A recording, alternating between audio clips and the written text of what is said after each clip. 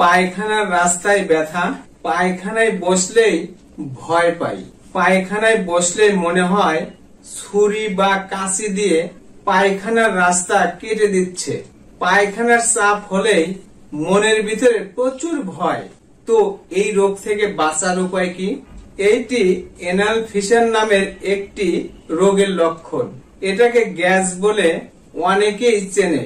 আসসালামু আলাইকুম ওয়া রাহমাতুল্লাহি ওয়া বারাকাতুহু। আমি হাকিম মোহাম্মদ আশরাফুল আলম, নাহার ডক্টর চেম্বারের পক্ষ থেকে সবাইকে আন্তরিক শুভেচ্ছা জানিয়ে শুরু করছি। তো সম্মানিত বন্ধুরা, আপনাদের অনুরোধে আজ পায়খানার রাস্তায় ব্যথা, গ্যাস বা এনাল ফিসারের মতো রোগ থেকে ঔষধ ছাড়া বাঁচার উপায় নিয়ে আলোচনা করব ইনশাআল্লাহ। এই রোগের কারণ ও সমাধান অতি সহজ ভাষায় বুঝিয়ে বলার চেষ্টা করব ইনশাআল্লাহ। তো সম্মানিত বন্ধুরা, যাদের পায়খানার রাস্তায় ব্যথা, পায়খানায় বসলেই মনে হয় ছুরি বা কাঁচি দিয়ে কেটে দিয়েছে, পায়খানার চাপ হলেই ভয় লাগে, তো ঔষধ ছাড়া এই রোগ থেকে বাঁচার উপায় সম্পর্কে বিস্তারিত জানতে মনোযোগ সহকারে সম্পূর্ণ ভিডিওটি দেখার আমন্ত্রণ জানিয়ে শুরু করছি। তো বন্ধুরা, পায়খানার রাস্তার ব্যথা দূর করতে এই ভিডিওর প্রথম পর্ব যেখান থেকে শেষ করেছি, দ্বিতীয় পর্ব ঠিক সেখান থেকেই শুরু করছি। সো যারা প্রথম পর্বটি দেখেন নাই, এই দ্বিতীয় পর্ব দেখার আগে প্রথম পর্বটি দেখে আসুন।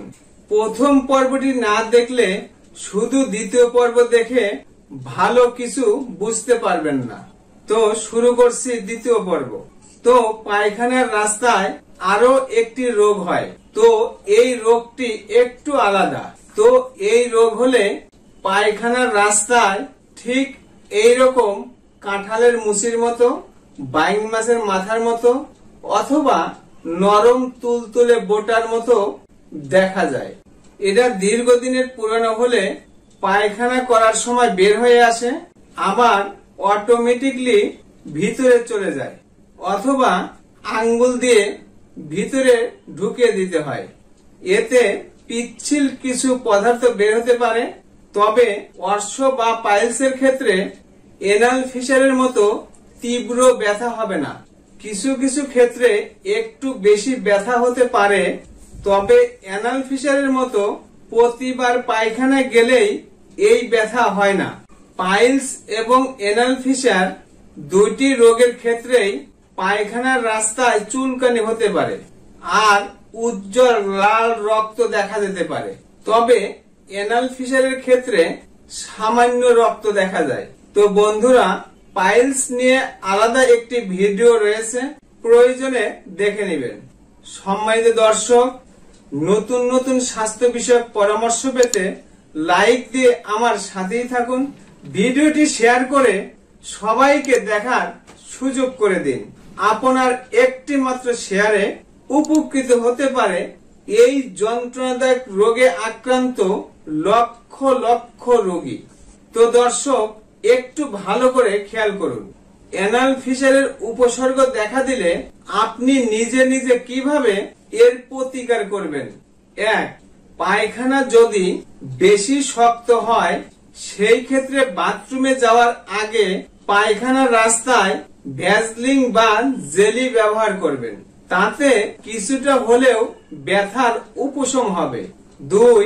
প্রস্রাব বা পায়খানার চাপ হলে আটকে না রেখে দ্রুত সেরে ফেলুন। মনে রাখবেন, যত বেশি সময় পায়খানার চাপ ধরে রাখবেন, ততই পায়খানার পানি শুকিয়ে পায়খানা আস্তে আস্তে আরো শক্ত হতে থাকবে, তাতে কোষ্ঠকাঠিন্য আরো বেড়ে যাবে, মল ত্যাগ করতেও কষ্ট হবে এবং এনাল ফিসারের ক্ষত সারতেও বেশ দেরি হবে। তো এনাল ফিসারের রোগীদের যেহেতু মল ত্যাগ করতে পায়খানার রাস্তায় ব্যথা হয়, সেই ক্ষেত্রে ব্যথা কমানোর বিষয় নিয়ে আমার পরবর্তী আলোচনা। 3. ব্যথা কমানোর জন্য আপনি 6 প্যাক ব্যবহার করতে পারেন। সহজ ভাষায় বলতে গেলে আপনি গরম পানির সেক নিতে পারেন। এতে করে আপনার ব্যথার উপশম পাবেন। তো কিভাবে নেবেন? তো একটি পাত্রে কুসুম গরম পানি করে বাথরুম শেষে পরিষ্কার হওয়ার পরে এমন ভাবে বসবেন যাতে কোমর থেকে পায়খানার রাস্তা পর্যন্ত ডুবে যায়। এই গরম পানি পায়খানার রাস্তার মাংসপেশিকে রিল্যাক্স করতে সাহায্য করে, ফলে আপনি ব্যথা থেকে স্বস্তি পেতে পারেন। তবে এই ক্ষেত্রে আপনি আপনার ফ্যামিলির কারোর সাহায্য নিতে পারেন। আপনি চুলায় গরম পানি দিয়ে বাথরুমে গেলেন, বাথরুম শেষে পরিষ্কার হওয়ার পরে আপনার সাহায্যকারী ব্যক্তি আপনার গরম পানিটি এগিয়ে দিলে এর মধ্যে কিছুটুকু ঠান্ডা পানি মিশিয়ে সহনীয় পর্যায় করে তবেই এই পানির মধ্যে বসবেন। গবেষণায় দেখা গেছে যারা এই 6 প্যাক ব্যবহার করেছেন তাদের ব্যথা অনেকটাই কম। তো এটা শুধু বাথরুমে গেলেই যে ব্যবহার করবেন তা কিন্তু নয়, দিনে 2 থেকে 3 বার ব্যবহার করতে পারেন।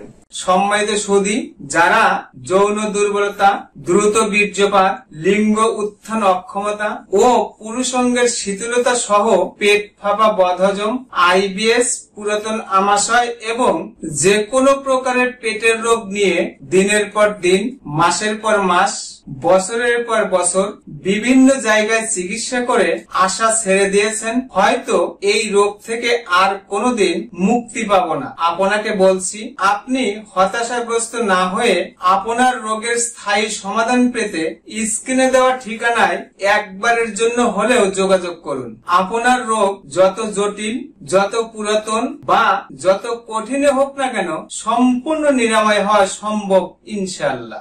4. ব্যথা কমানোর জন্য ঔষধ খেতে পারেন।